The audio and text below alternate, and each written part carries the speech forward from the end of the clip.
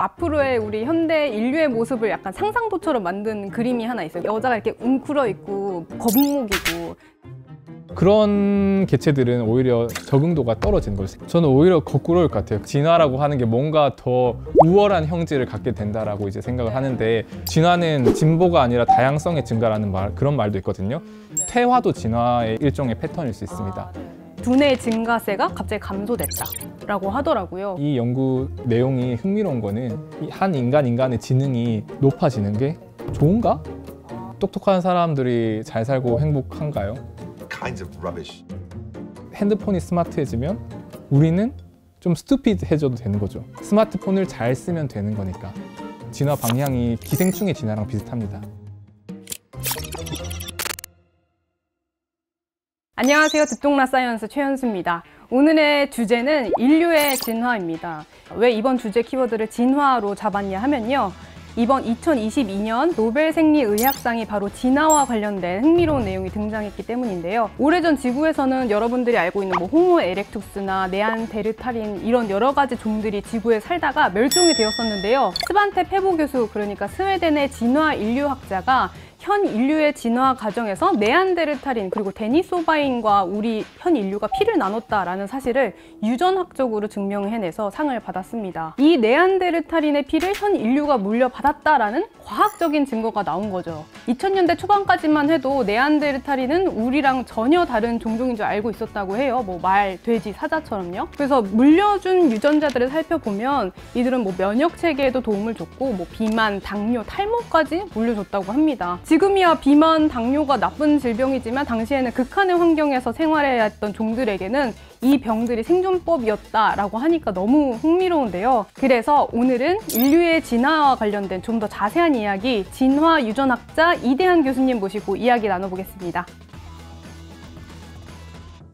안녕하세요. 안녕하세요. 네, 저는 진화를 연구하고 있는 이대한입니다. 초파리나 예쁜 꼬마 선충 같은 작은 동물을 가지고 생물이 어떻게 진화하는지를 연구하고 있습니다. 반갑습니다. 맞습니다.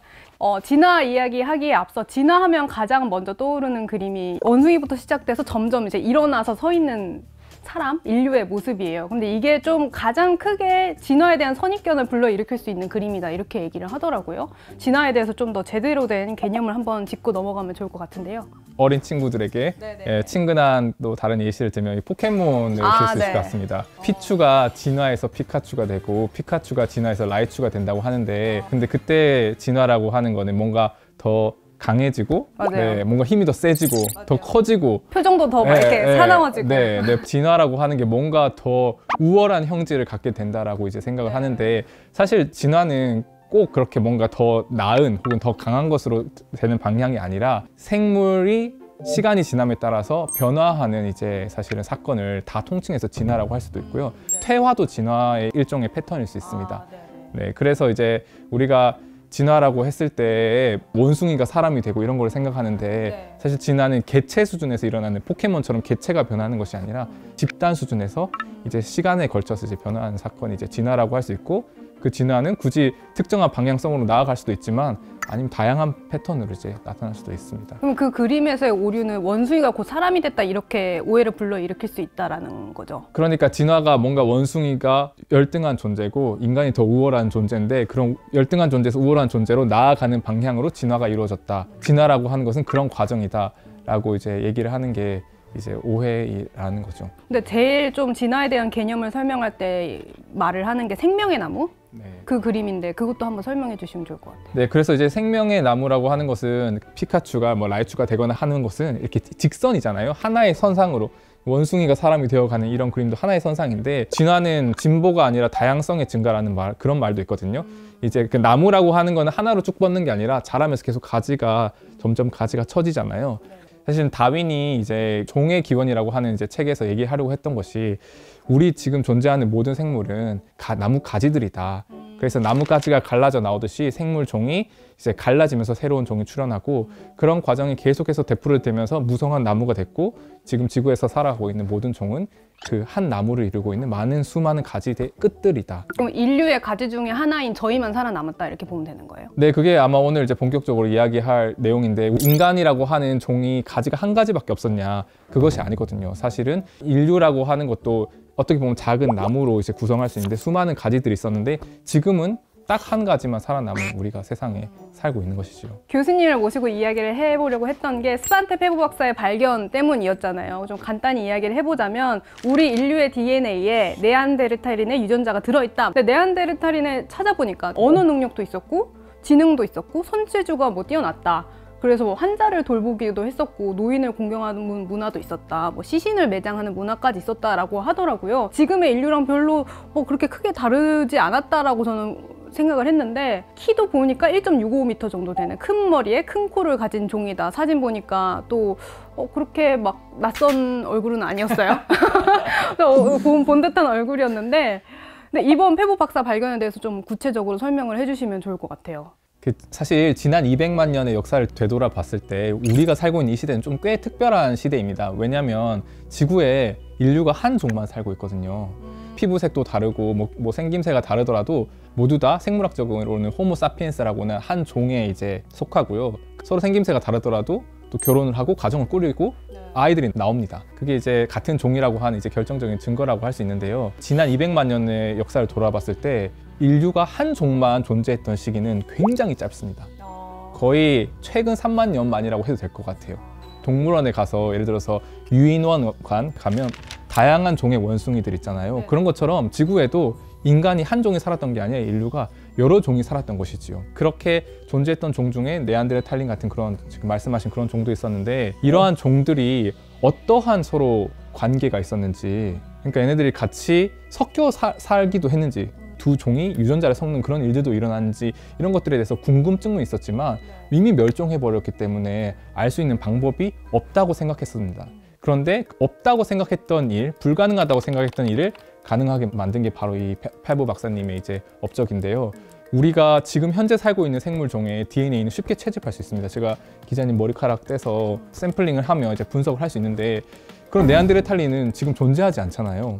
죽고 멸종한 종의 DNA 정보는 우리가 알 수 없다고 생각할 수 있는데 사체 속에 남아있는 극미량의 DNA를 꺼내서 우리가 멸종한 종의 유전 정보도 알아낼 수 있고 그것을 통해서 현재 존재하는 이 생물 종과의 관계를 파악할 수 있다는 것을 보여주면서 고유전체학이라고 하는 새로운 분야를 창시한 이 공로로 올해 스반테 페보 박사님께 노벨상이 이제 수여되게 된 것입니다. 정리를 해보자면 원래는 그런 고인류를 연구하기 위해서는 뼈를 기준으로 남아있는 그런 자료들을 기준으로 좀 재구성을 해봤다면 이제 페보 박사의 경우에는 그 뼈 안에 들어있는 DNA를 분석을 해서 이게 어떻게 우리 인류랑 연관성이 있었는지 유전학적으로 이제 밝혀내서 수상을 했다. 이 뼈 속에 들어있는 DNA 속에 들어있는 엄청나게 방대한 유전 정보, 실제로 텍스트입니다.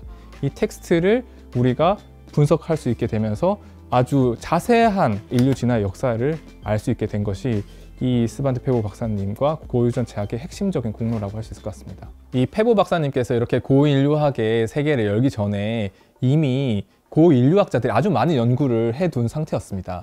그런데 그 뼈만으로는 이제 해결이 되지 않는 여러 가지 문제들이 있었습니다. 그 문제들 중에서 사람들에게 많은 이제 호기심을 불러일으켰던 문제 중 하나가 이 호모 사피엔스와 우리의 선조들과 우리의 이제 가까운 친척종인 네안데르탈인의 관계였어요.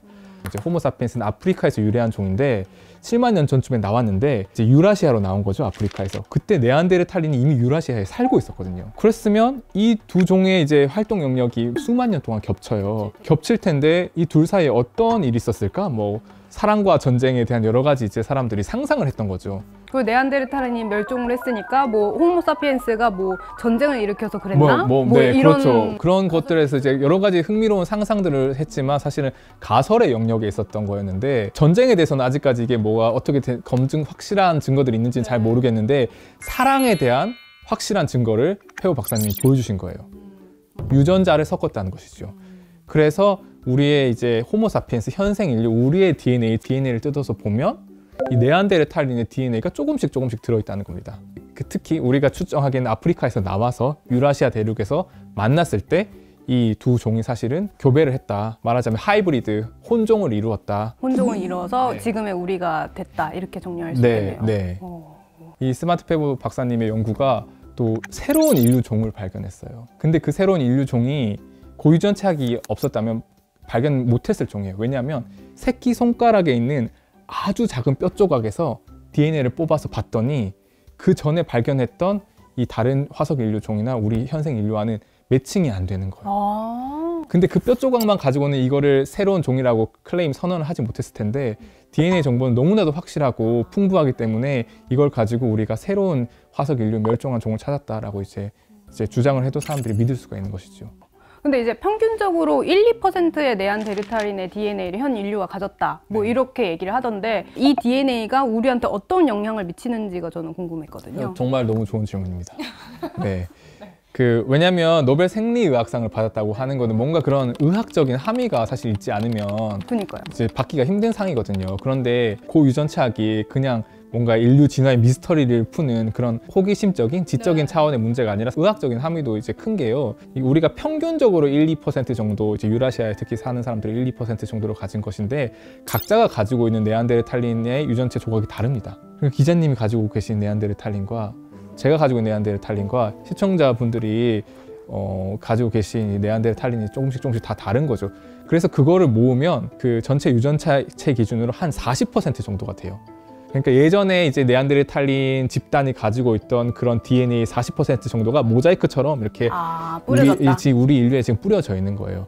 그런 당뇨병을 더 쉽게 걸리게 하는 그런 인자가 들어있다고 하면 그 조각을 가지고 있는 사람들에서 그 효과가 나타나는 거고 그 조각이 없는 사람들에서는 효과가 없는 것이죠. 근데 제가 좀 기사를 하나 보니까 코로나19 관련해서도 페보 박사가 발견해낸 게 있다. 네. 기사를 너무 열심히 찾아보셨네요. 공부를 되게 열심히 했어요. 코로나에 걸리더라도 이제 어떤 사람은 이제 중증에 가고 어떤 사람은 중증으로 가지 않고 아주 가볍게 앓고 지나가는 경우가 있잖아요. 나이 같은 이런 환경이나 아니면 내부적인 그런 개인들의 조건 각자가 가지고 있는 DNA의 차이에 따라서도 중증화 정도가 차이가 난다는 사실을 알고 있었는데요. 이제 수반트 페보 박사님이 이제 그러한 이 중증화와 관련된 DNA 조각 중 어떤 조각이 이 네안데르탈린에서 온 조각이다라고 한 것을 이제 밝혀낸 것이죠. 그럼 네안데르탈린 DNA로 뭐 약간 일어날 수 있는 게 코로나19 관련해서 면역도 그렇고 그리고 당뇨도 그렇고 또 하나가 탈모도 있었고 그죠? 이제 처음에는 이게 어디서 왔는지 어디서 유래했는지를 몰랐는데 이 변이들 중에서 누가 네안데르탈린에서 왔는지를 추적할 수 있게 된 거예요. 알고 보니까 이 변이가 이런 질병을 일으킨다고 알고 있었는데 그게 네안데르탈린에서 왔네? 이런 식으로 이제 그래서 제가 좀 진화에 대해서 공부를 해보니까 미토콘드리아 2부라는 개념도 있더라고요. 네. 저는 이걸 되게 재밌게 봤는데 사람의 DNA를 거꾸로 거슬러 올라가서 연구를 해보니까 모든 인류에 공통된 하나의 여성 DNA가 나왔다. 이를 두고 마당과 2부에서 나와서 미토콘드리아 2부다. 라는 건데 좀 더 자세하게 설명을 해주신다면. 네, 사실은 그 미토콘드리아 2부라고 하는 이 연구 결과를 발표한 연구실이 페보 박사님께서 박사후 연구, 포스닥이라고 하는 그 연구를 했던 이제 버클리에 있는 윌슨 교수님의 연구실이었습니다. 근데 DNA라고 하면 쉽게 말하면 뭐라고 할 수 있을까요? DNA는 생물을 만드는 레시피라고 저는 보시면 될 것 같습니다. 근데 레시피 자체가 음식은 아니잖아요. 레시피를 실현을 해야지 음식이 나오는 것이죠. 그 생물이 서로 다른 이제 모습, 특히 서로 다른 종의 모습을 띠고 서로 다른 행동을 하는 것은 레시피가 다르기 때문이에요. 그래서 레시피가 변하면 서로 다른 종으로 나아갈 수 있는 것이고요. 미토콘드리아 같은 경우에는 이제 모계로만 유전이 된다고 알고 있어요. 그러니까 우리가 가지고 있는 다 미토콘드리아는 사실은 다 엄마에게서 온 거고, 그럼 그 엄마의 미토콘드리아는 또 엄마의 엄마에서 온 것이고, 할머니한테 온 거고. 그렇게 쭉 올라가다 보면 제일 위에서 한 가지로 이제 만나게 된다는 거죠. 데모님이 거기 존재한다는 거죠. 예를 들어서 현생 인류가 한 명의 데모님이 아니라 여러 명의 데모님에게서 형성이 되었다면 올라가다 보면 만나지 않아요. 그렇겠네요. 그래서 이브가 한 명이 아니라 여러 명이에요. 모두가 다 그 한 그 데모님에서 이제 유래한 자손들이기 때문에 올라가다 보면 이제 그 미토콘드리아 이브를 만나게 되는 것이죠.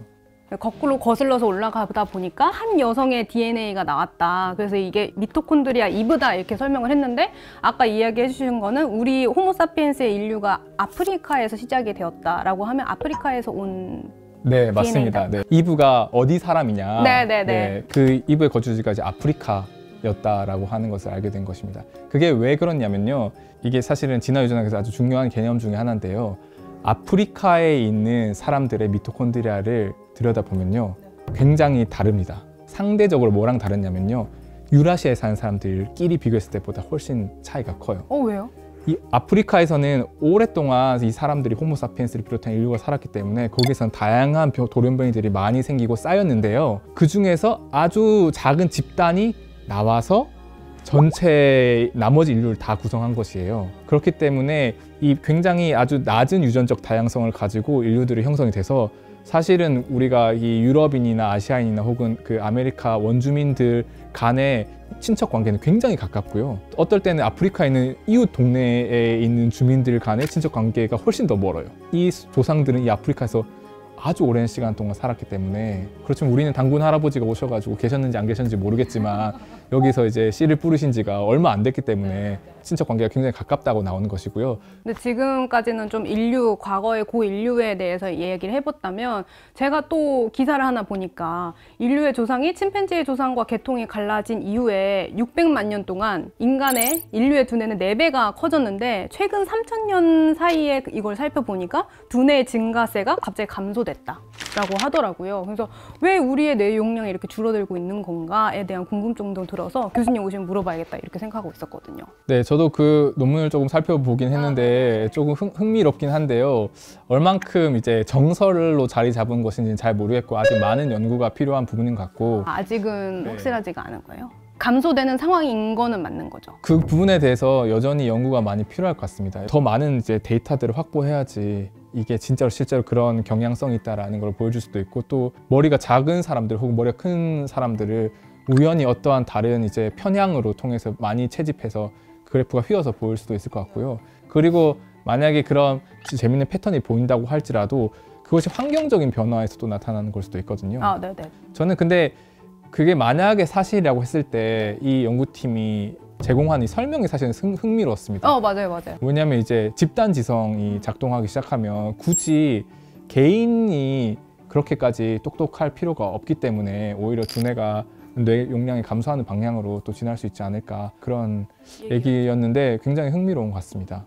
그러니까 그 집단 지성이라고 하면 조금 어려울 수 있는데 뭐 기억의 외장화다 이렇게 표현을 하더라고요. 그러니까 핸드폰에 뭐 전화번호를 많이 저장을 해주니까 우리가 전화번호를 기억할 필요가 없고 이런 것들이 너무 많아지니까 우리 두뇌가 그만큼 작아지는 거다라고 하는데 저는 또 궁금증이 똑똑함이 뇌 크기에 비례하는 건 아니잖아요. 근데 왜 그렇게 판단하는 건지도 저는 좀 신기했거든요. 그 뇌 크기에 비례하는지 안 하는지에 대해서는 사실 아주 약한 상관관계가 있다고는 얘기를 합니다.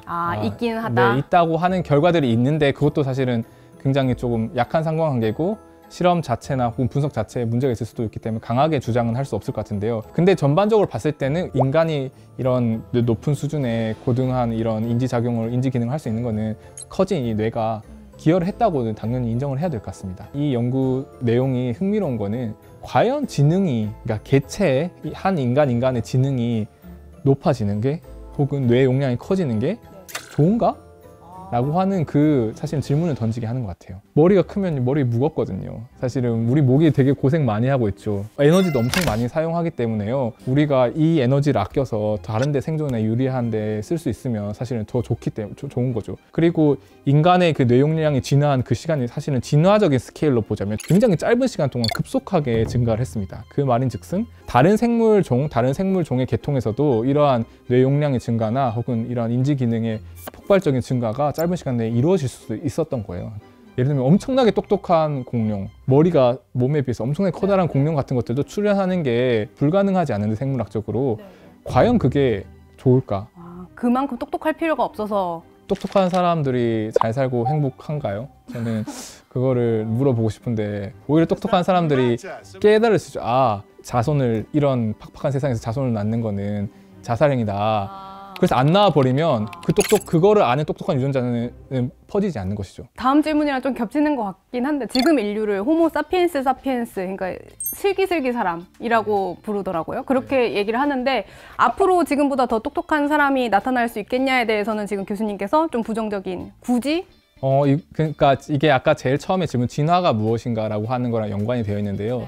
진화가 그러니까 진보가 아니라고 했는데요. 진화의 방향성을 부여해 주는 것이 있습니다. 그게 뭐냐면 환경이에요. 진화에서 패턴을 만들어내는 그 힘은 우리가 주물에다 부어서 뭔가를 이제 예술 작품을 만들어내는 것처럼 환경이 이제 주물로 작용하고 거기에 이제 생물이 들어가서 이제 오랜 시간이 걸치면 적응이 돼서 환경에 적합한 종이 되는 건데요. 인류의 이렇게 뇌 용량이 드라마틱하게 커진 배경에는 뇌 용량이 커지고 뭐 지능이 높아졌을 때 생존과 번식에 더 유리한 어떠한 특정한 환경이 있었을 거라고 생각을 하고요. 그렇기 때문에 그 환경이 자연 선택을 불러일으켜서 이러한 방향으로 이제 진화가 일어났다고 진화생물학자는 이렇게 설명할 수 있습니다. 현재 환경이 어떠한지를 보면 인류의 진화가 어떻게 이루어질지를 사실 가늠해 볼 수 있는 것 같아요. 그러면 가늠해보자면 어떠신 거예요? 제가 생각했을 때 가장 흥미로운 부분은 인류는 지구상에서 거의 유일하게 생물학적인 진화보다 문화적인 진화가 압도적인 종입니다.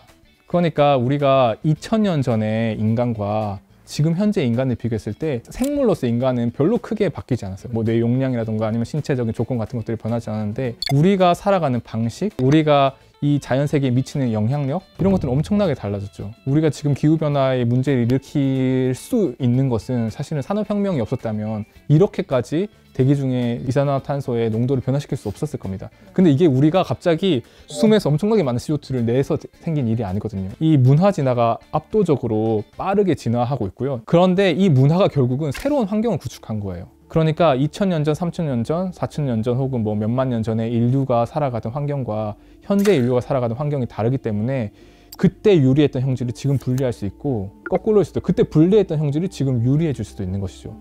예를 들어서 말씀하셨는데 스마트폰이나 우리가 AI 얘기하잖아요. 근데 그게 사실 섬뜩한 거는 핸드폰이 스마트해지면 우리는 좀 스투피드해져도 되는 거죠. 스마트폰을 잘 쓰면 되는 거니까. 진화 방향이 기생충의 진화랑 비슷합니다. 기생충은 숙주의 그런 시스템을 사용하고 대신에 자기 건 퇴화시켜요.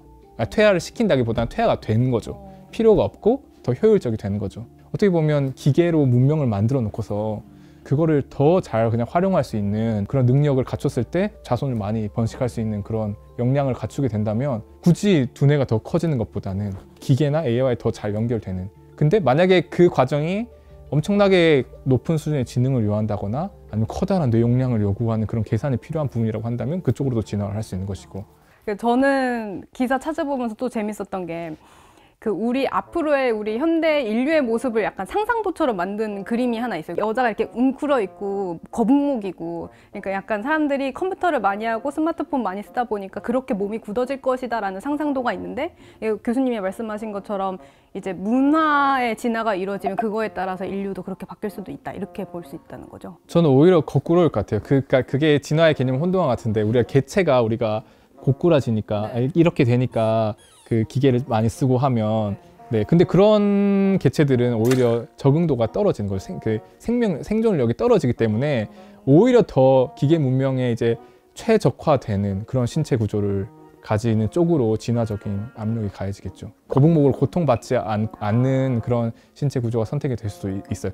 그런데 여기서 제일 중요한 것은 선택이라고 하는 거는 자손을 많이 번식하는, 그러니까 유전자가 더 널리 퍼지는 것이 선택되는 겁니다. 더 강한 애가 혹은 더 똑똑한 애가 진화하는 게 아니라요. 더 많이 살아남고 더 많이 퍼진 애가 더 많이 퍼집니다. 이게 동어 반복처럼 들리는 건데 더 환경에 잘 적응해서 더 잘 퍼진 애들이 번성합니다. 단순하다 이런 생각을 해보면 더 잘 퍼질 수 있는 모습의 인류가 진화할 것이다. 오늘 좀 굉장히 재밌는 얘기였어요. 그죠? 그리고 앞서 교수님이 소개해 주셨을 때 작은 동물들, 예쁜 꼬마 선충을 연구한다고 하셨는데 이게 초파리도 연구하고 있습니다. 네, 초파리랑 예쁜 꼬마 선충을 연구하신다고 하셨는데 이게 인류 진화랑 어떤 관련성이 있는 거예요? 관련이 전혀 없다고 생각하실 수도 있겠지만 사실은 아주 관련이 큽니다.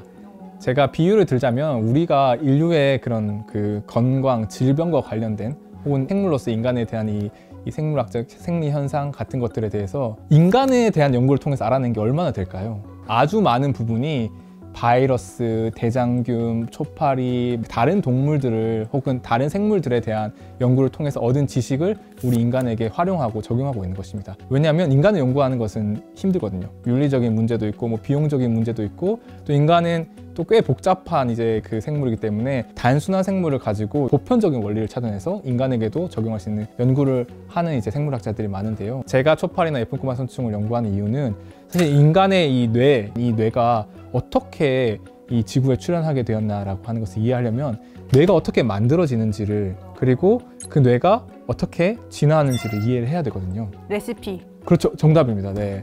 그러면 뇌를 만드는 레시피가 어떻게 진화를 하는가? 구체적인 인간 뇌에 가기 전에 보편적인 원리와 기작을 살펴보기 위해서는 더 단순하고 더 다루기가 좋은 이제 초파리와 이제 선충 같은 그 작은 동물을 통해서 연구를 하고 있습니다. 그리고 이렇게 해서 제가 찾아낸 그런 원리와 기작들이 나중에 또 인간의 뇌가 어떻게 진화했는지를 이제 설명하는데 귀중한 이제 자료가 될 수 있도록 이제 열심히 연구를 하고 있습니다. 그러면 이거 그냥 저 단순한 궁금증인데 똥파리는 안 되는 거예요? 초파리만 가능한 거예요?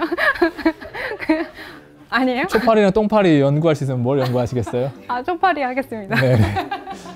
그 똥파리를 키우려면 똥이 필요한지 아닌지 모르겠지만 네, 초파리가 더 작고 해부하기에 용이하니까. 네, 제가 근데 네, 한번 그 초파리 실험하다가 똥파리가 하도 앵앵거려서 초파리 뇌를 해부하고 있었거든요.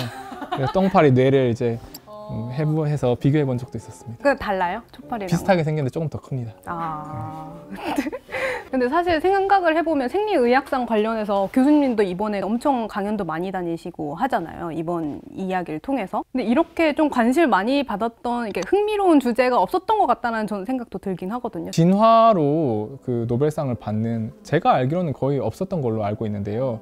네, 직접적으로 이 인류 진화를 가지고 노벨상을 받았다고 하는 게 저도 사실은 직접 인류 진화를 연구한 사람이 아니지만 그래도 진화생물학은 생물학에서도 가장 역사가 깊은 분야 중 하나인데 외국에 나가면 이제 제가 있던 그 대학들을 포함해서 아예 진화 생물학과가 따로 있는 경우들도 있거든요. 한국에서는 그런 실용 뭔가 이렇게 돈 되고 뭔가 질병을 치료하고 의학적인 효과가 있고 이런 것들을 강조하는 이제 풍토가 있기 때문에 한국에서는 진화생물학자들이 많지 않고 한국에서 진화생물학을 사실 연구하기가 쉽지가 않습니다.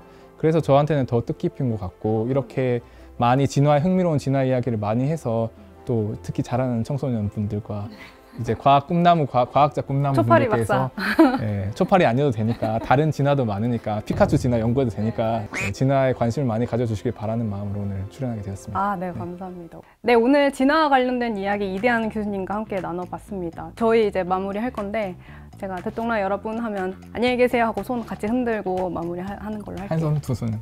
두 손으로 할까요?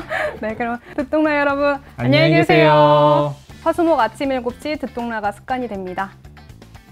근데 이게 네안데르탈인의 DNA가 섞였다는 건 2010년에 이미 나온 건데 왜 2022년에 받게 됐을까? 이 생각도 들었고. 원래 노벨상 시간이 걸려요. 그래서 그런 거구나. 원래 보통 뭐 20-30년도 걸려요. 왜냐하면 이미 받을 사람들 줄 서 있어요.